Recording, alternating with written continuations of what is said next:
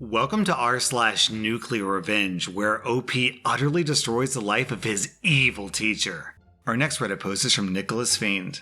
The town where this happened is a small one, and the school that I went to is a 70-year-old school. My granddad and my dad are also alumni of this school. Let me just start off by saying that the alumni of this school are really successful. And the school has a long history of being very charitable, and also offering amazing retirement benefits to teachers depending on how long they've worked there. My great-granddad donated some of his property to the school when it was being constructed, and he was an advisor and a part of the school board in his time. The school was also an all-boys school up until 1996 when they had their first co-ed class, and is now a full co-ed school. The school also has all classes, from kindergarten to high school, split in two buildings. The first one houses kindergarten to 5th grade, and the other one has classrooms for 6th grade to 12th grade. Part 1. Teacher versus Dad. The Incident. This teacher, we're going to call her Miss D, was my dad's math teacher when he started high school. She was a young woman just finishing her teaching degree and was a master's in math and chemistry. At that point, she was the most qualified teacher the school had. Unfortunately, Miss D was also a nasty person. She walked into the class and the students were expected to be sitting in ready mode. Back straight, legs together, hands on their laps, with only the needed textbook and a pencil to take notes on the margins. The class was expected to greet her with good morning or good afternoon when she walked in, and she assigned tons of weekend homework. She would simply stop teaching for the entire hour-long class if just one person spoke without having asked to speak. You couldn't drink water without her permission, couldn't go to the restroom unless she finally saw your raised hand and asked you to speak. There were multiple cases of people complaining against her, but with her being the most qualified teacher there, the school board didn't take action. Instead, they supported her by saying that this would help discipline the students. But this isn't even the beginning of it. Her exams were incredibly hard. And with the classes being full of teenage boys, they would talk, and even one of them doing so would cause her to stop teaching, and just not teach until the next class. She would then lecture on a different topic, completely skipping the lesson that was interrupted. Suffice to say, before the finals, the entire class was in a panic state, trying to study enough to at least pass the class. My dad ended up getting a 41%.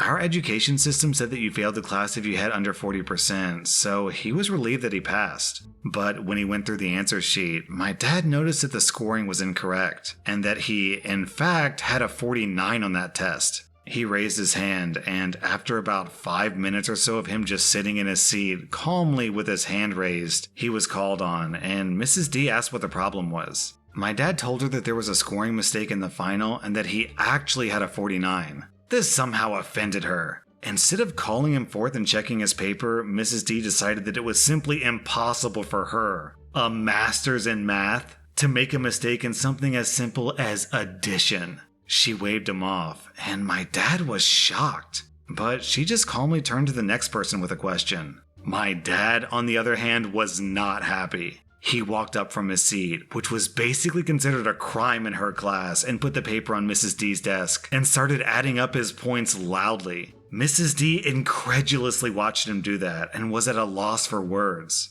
Though when he was done adding, you could see that her face was flushed and she was furious. She furiously looked from the paper to my dad and then back to the paper, and then suddenly a cruel smile appeared on her face. Oh, okay, I see the mistake, but that's no excuse for this behavior. This deserves a subtraction of 10 points from your final. My dad stood there with his jaw dropped that he now had 39 points and had failed the class. Instead of responding and making the situation worse, he simply took his final, packed his backpack, and left the room. He went and spoke to his granddad who was on the school board, but he said that he couldn't do anything since grades were completely in the hands of the teacher concerned. My dad took his loss and decided that revenge was not worth the trouble and switched classes. He dropped chemistry and took up economics, and that was the last interaction he had with his teacher. Part 2. Mrs. D versus my brother and I. My younger brother, Bob, is 2 years younger than me, and so when I was in my freshman year starting high school, my younger brother was in 7th grade.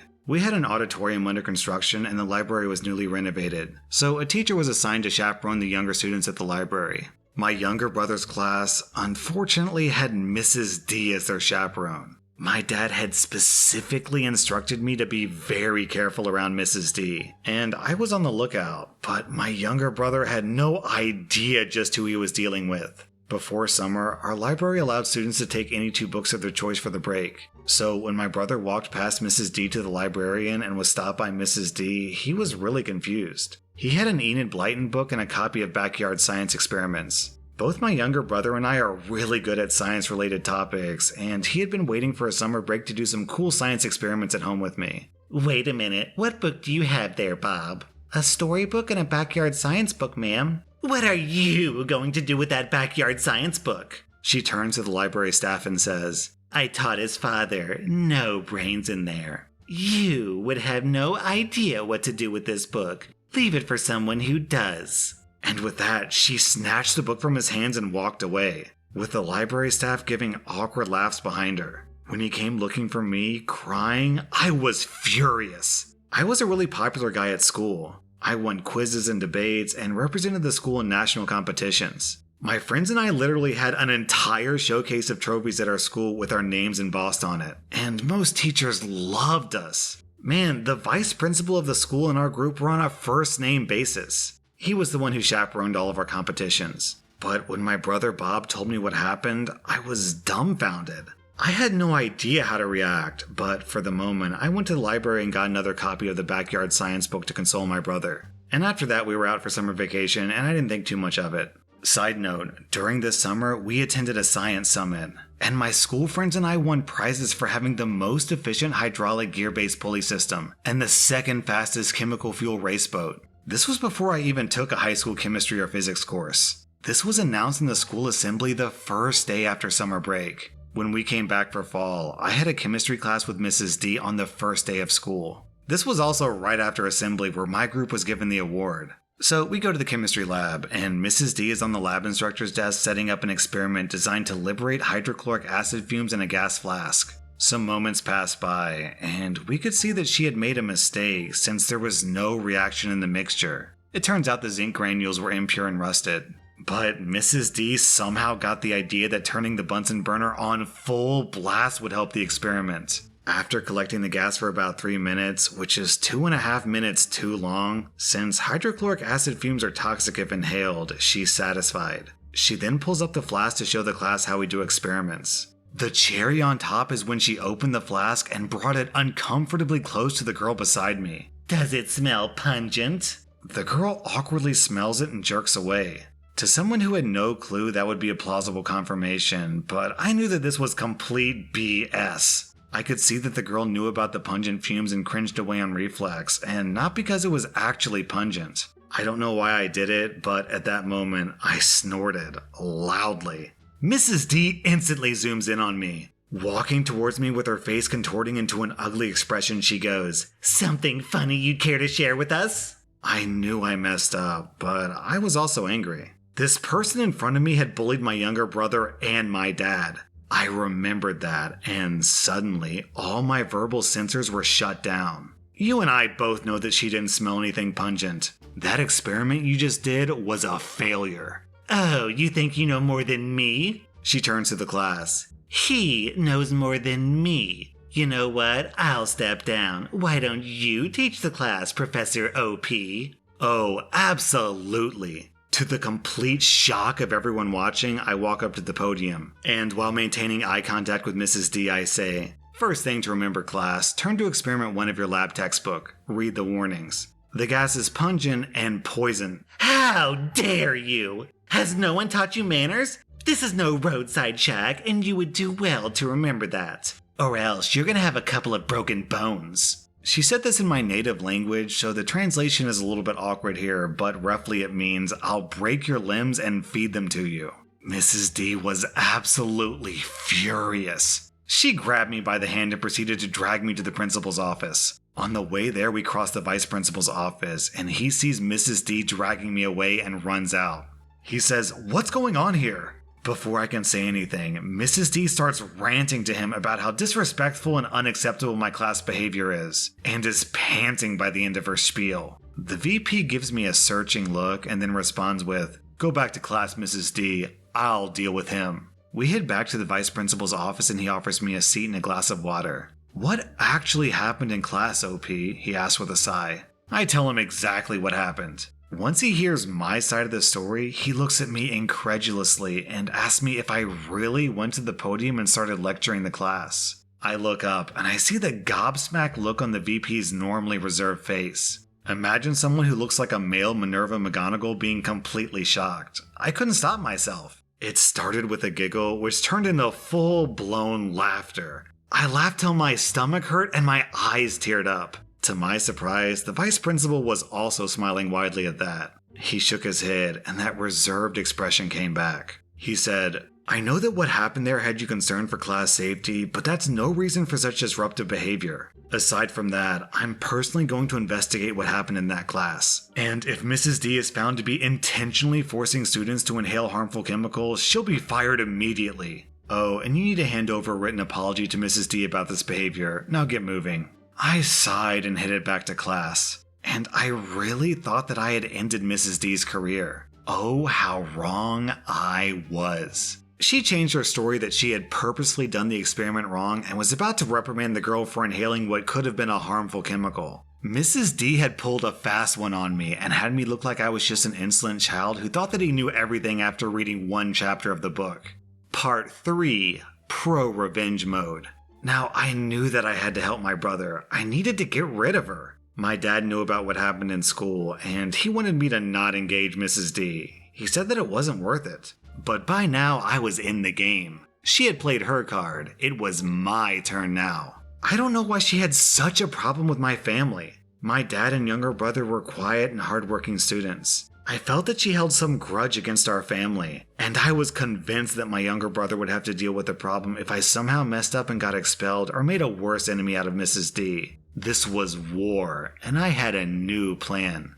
I started to act really sheepish around her, and made it a point to stay back after class and ask her questions in the most polite way possible. I portrayed myself as an amazing student who Mrs. D had succeeded in humbling. I slowly but surely made my way into the category best described by the term bootlicker. It hurt me inside to do it, but if my plan went well, it made me lightheaded with anticipation. I was in it to win it. I was willing to lose a fight if it meant winning the war. 2 years later, I'm in my junior year. My younger brother just started high school, and he was taking the chemistry class with Mrs. D.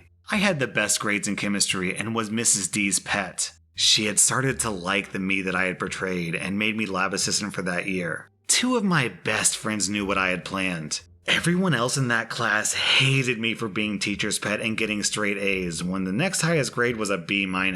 Everything was going according to plan. On the first day of class, I replaced her stool, one of the 3-legged ones, with a broken stool. This was supposed to be the first in a series of pranks that would hit her that day. She came to class and went to take her seat, and boy, she fell. Well, she somehow hit her hand on the wall and cried out. Yep, that must have hurt, because she was definitely overweight. And it couldn't be traced back to me. I smiled on the inside as I rushed to her and helped her back up. I ran and fetched her another chair while the freshmen were trying their best not to laugh. When I got back from the room that had the extra stools, I walked into the sight of her screaming like a banshee. But what got me furious was that she was screaming at my younger brother. Apparently, she said something like, "Stupid stools and stupid lab assistant fools," to which my brother had responded with, "It's not my brother's fault you're too heavy for the stool." Though I loved him for it, he really needed to learn where to come to my aid. But then I didn't do much. I just replaced the chair while silently trying to communicate to my brother to calm down. Nothing else of concern happened that day until the time when school was over and the teachers were heading back. Stage 2 was in motion. We heard a loud bang, and immediately a large crowd of students nearby all headed towards the teacher's parking lot. We saw Mrs. D's car smoking and her exhaust blown right off. Keep in mind that this was an older car, and we decided to block off the exhaust with clay. Clay that had hardened over the course of 6 hours on a sunny day. Well, that car had to be towed, and she went home with some other students that day. She didn't show up to school for 2 days after that, but she did show up to school on the 3rd day, which was a half school day because our country celebrates Teachers' Day. It's a tradition where students go to teachers, current and old, and wish them the best, give them cards, gifts, etc. This was by far the most ambitious prank pulled in the school that I know of. The 2 days that she was absent, we went around telling people to not visit her on Teachers' Day. It helped a lot that me and my friends were some of the most popular people in school. And with the other cool kids agreeing to that, we spread word and got confirmation that no one from the entire class in my year was going to wish her well on Teacher's Day. But what actually happened was something that no one could have ever expected. We acted so fanatical about it that our classmates spread the word to all of their friends, and no one, not a single person in high school, went to her on Teacher's Day. It was the most amazing feeling of accomplishment that I've ever had. She'd made the situation for herself by being the nastiest person I've ever seen. It was no surprise that people were fine with doing this to her. For the first time in 70 years in our school, a teacher had not a single well-wisher on Teacher's Day. Well, things are never perfect, and as it so happened, word of what had conspired got to her. The next day, I had just set up the lab. The freshmen were getting settled in, and here comes Mrs. D, anger radiating out from her in waves. She walks up to me, and I got the hardest slap that I've ever gotten in my life, right across my face. I hate to admit it, but she left a bruise on my cheek, and my nose and lip bleeding. My younger brother, who saw it happen, ran towards me, but my shock slowly subsided and I smiled a bloody smile that probably scared him. I told my brother to go get the vice principal. 20 minutes later, I was in the school emergency room with the nurse wiping my lip and me holding a cloth to my nose. The vice principal comes in with the principal and 2 cops in tow, and they inform me that my parents have been informed and ask me if I would like to talk about it now or when my parents are here. I say that I'll answer all their questions once my lip's bandaged. So I tell them about the cases of bullying against my brother and I also tell them that she's a really incompetent teacher. I tell the principal that he should check the school average on science subjects. And as I'd guessed, our school's average scores in the national exams for physics and biology came to 92 and 90, but our average score in chemistry was at 79. Top that off with the assault charges, and she lost her license to teach 2 years before she retired. And with that, lost amazing retirement benefits that the school offered. Her car also had no insurance. Whoops! That's not all though. You might be asking, what could be worse? Well, consider this. After she fell off the stool, she had to go to the hospital for an x-ray of her wrist and hip that she suspected might have been broken. Well, the wrist for sure had a hairline fracture, the hip was fine. But, well, the x-ray showed another thing. I don't think it's normal for anyone to laugh when someone's diagnosed with stage 3 cancer, but I did. Oh my god. Also, I later met with her only living family member. It was her nephew, who had long ago cut all contact with her, but had been contacted by the police in the hospital. He had flown back from the US for this. That's where I found out the truth. Well, I never could have guessed what I found out. Mrs. D's mother was my great-granddad's niece. Through my great-granddad's younger brother, who had stolen money from the family and tried to kill my great-grandfather. Well, he was disowned, and no one knew this entire time. We're just happy that that nasty woman is out of our lives, for good this time. Apparently she died last year with no one by her side. OP, you literally escalated from, haha, no one's gonna visit you on Teacher's Day, to, haha, no one's gonna visit you as you die alone in your deathbed. That was rSlash and if you like this content, then check out my Patreon where I publish episodes that were banned from YouTube. Also, be sure to hit that subscribe button because I put out new Reddit videos every single day.